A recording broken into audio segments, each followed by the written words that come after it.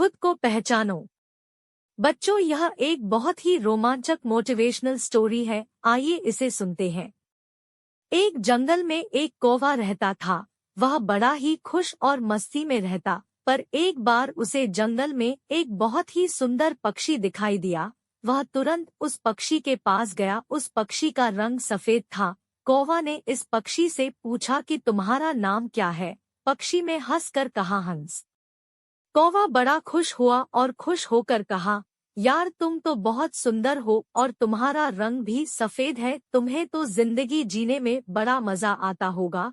हंस ने कहा, नहीं, मुझसे ज्यादा भी कोई और सुंदर है। अब कौवा हैरान हो गया और कहा, वो कौन है जो तुमसे भी सुंदर है? हंस ने कहा, तोता। अब कौवा ने वहां से तुरंत उड़कर तोते के पास पहुंचा। अब कौवा उसे देखकर हैरान हो गया। तोते के गले लाल रंग और तोता हरे रंग का था। कौवा ने उससे कहा, यार तुम तो बड़े खुश रहते होगे, तुम इतने शानदार जो दिखते हो। तोता मायूस हुआ और कहा, नहीं, मुझसे भी शानदार और सुंदर तो मोर है।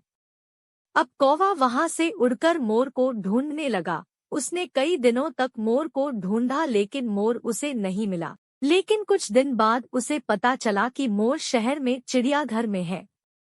अब कौवा चिड़ियाघर पहुंचा और उसने मोर को देखा कि वह एक बड़े से पिंजरे में बंद है और बहुत से लोग इसके साथ फोटो खिंचवा रहे थे। यह देखकर कौवा को थोड़ी जलन हुई।